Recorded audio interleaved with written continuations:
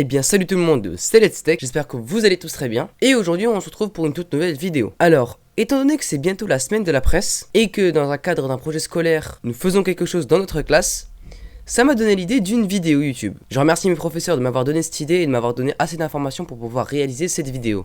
Comme vous le savez, avec l'arrivée de l'intelligence artificielle, d'énormes photos fake news sont arrivées sur les réseaux sociaux. Qu'est-ce que je veux dire dans les photos fake news ?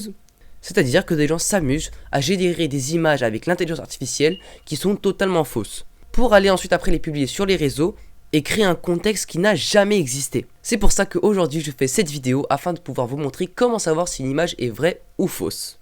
Le premier cas, c'est quand il n'y a pas d'intelligence artificielle. C'est-à-dire que vous avez une image tout à fait normale, mais que quelqu'un utilise cette image ou cette vidéo afin de vous dire « Ouais, il y a ça qui s'est passé, voici une image qui illustre ce qui s'est passé. » Pour être sûr que cette image vient d'ici, il n'y a qu'un seul moyen. J'ai trouvé une image pas faite par une IA pour déjà vous montrer comment ça marche. J'ai trouvé un article qui montre cette photo-là, et la photo dit avoir été prise le 16 février 2017. Là, rien de plus simple, vous allez donc télécharger cette image. Donc maintenant qu'on a cette image, on va essayer de chercher quand est-ce qu'elle a été prise. Et pour ça, donc il n'y a rien de plus simple, vous allez aller sur TinEye. Je vous mets le nom là jusqu'ici, vous l'avez juste ici, tineye.com, je vais vous l'écrire là, tineye.com.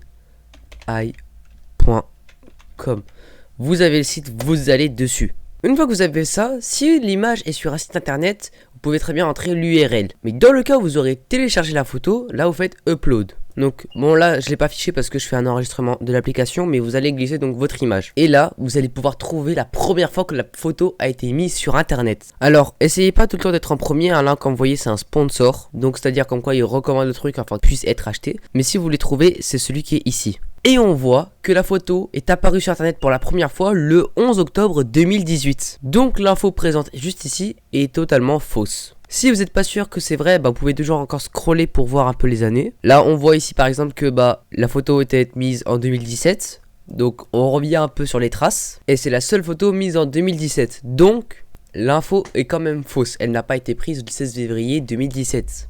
Mais là, on vient de voir si l'image correspond au contexte où elle a été prise. Car là, vous voyez, elle a été prise le 16 février 2017 par un photographe de l'agence de presse belge. Parce que mais là, on le voit dans les détails ici à Belgique, mais c'est en 2018. Celui de 2017, il vient de Charles Michel.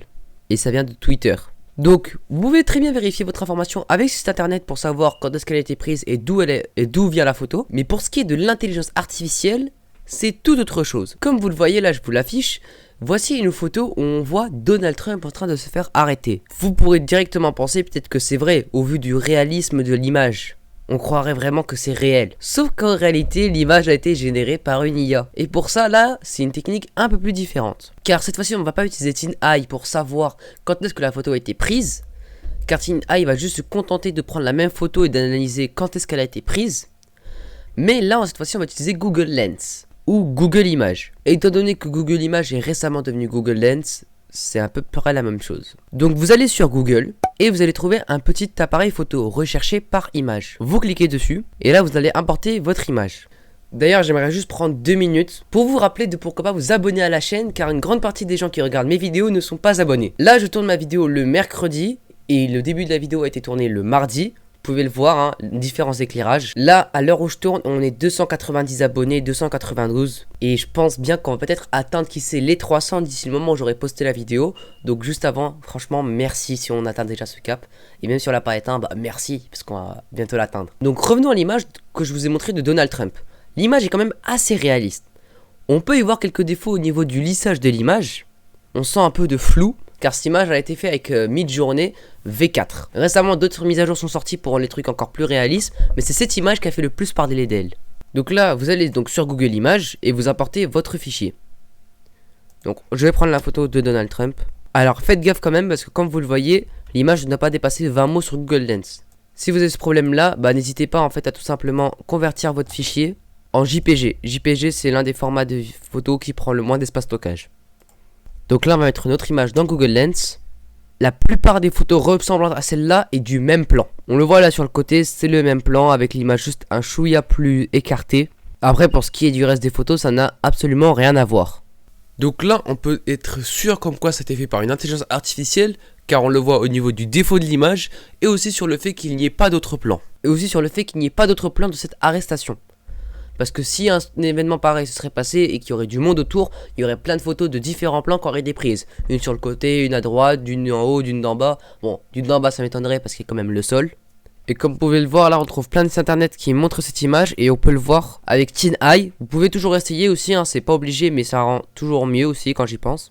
Voilà, même là on peut voir parce que il se trouve comme quoi quand une image est uploadée sur un site internet, on peut savoir le nom du fichier. Et là, le nom du fichier c'est Philney23, 23 jusqu'à là, rien d'anormal. Mais quand on descend un peu, on voit que le nom du fichier c'est II Faked Trump Arrest. Et donc là, on est quasi sûr que cette image a été faite par une intelligence artificielle. Voilà, j'espère que cette vidéo vous aura plu. J'espère que je vous ai appris à faire gaffe à ce que vous regardez sur internet. N'essayez pas de croire à tout ce que vous voyez. Parce que maintenant avec l'intelligence artificielle et tous les logiciels de montage et de retouche photo qui existent, c'est très difficile de savoir si une image est vraie ou fausse.